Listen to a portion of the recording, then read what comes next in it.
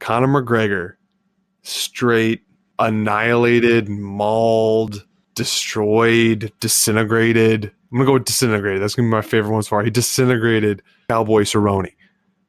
And I'm not going to say that he invented the shoulder strike or that, because he didn't, but I've never seen it used that effective. He broke the nose with just 2 shots of it. I think the breakdown I heard is he broke the nose with 2 shoulder shots to the nose.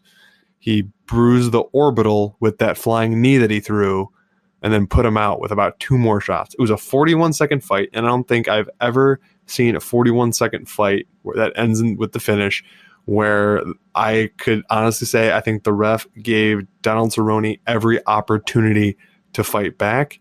It was a super clean stoppage, very warranted, and oh my goodness, was that an insane fight. My only regret was the interview that we both saw that we had talked about on the last show of putting some money down on rounds 1 and 2. So honestly, here's hoping you listened to us and didn't look for us on Twitter later and just went with that, because then you made even more money. But we got scared off because he made it seem like he wanted to get some rounds in to ease back into it, and that scared us off enough, because honestly sometimes those interviews are a nice way to lean into how a fighter's thinking on fight week. But apparently he saw too good of an opportunity, he took it. So kudos to anyone that had the round 1, round 2 for Conor McGregor. As we said, if you were going to bet him, that's the way to bet him. And man, he looked good. What do you see for him next, and how do you feel about that performance?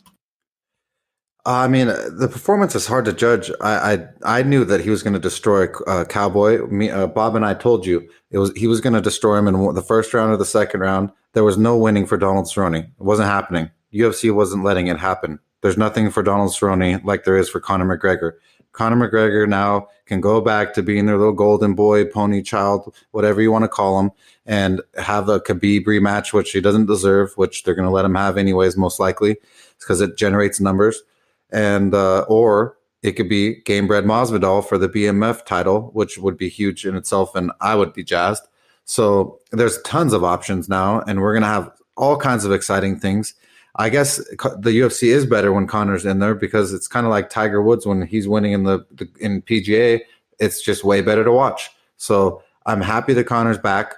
I'm happy that he won, and he did act more gracious and more professional, and definitely more like a mixed martial artist and a father should. And so it was cool in that sense. But we saw nothing of Conor's abilities to go into round 3, 4, and 5 with an extra gas tank. We didn't see him face adversity of any kind. So not like it's just all smoke and mirrors and jibber jabber. I can't wait till they match up with Khabib again, and Khabib just slam him down the ground, whoop his ass, and you and I will all get money. Hopefully it's a better line.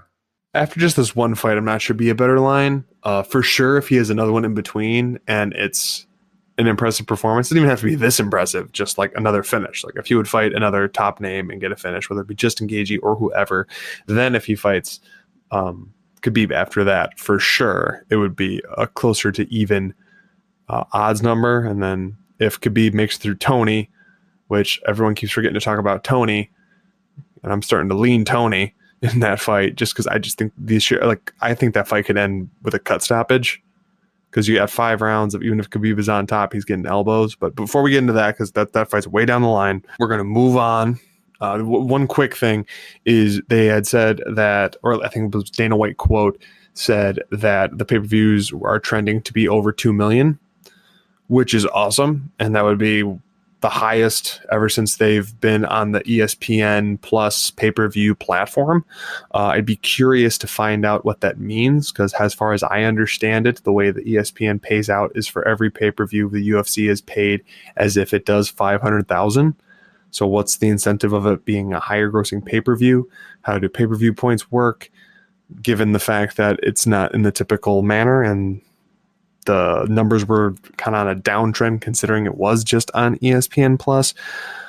I'd just be curious on how all those factors work in. I do see since it's through ESPN Plus and they don't have to split any of it with the cable providers, they get a bigger percentage as is. So technically, I would think that UFC, even if this is just 2 million, and the Khabib one, it was more than that. I think it was like 2.4, technically more buys.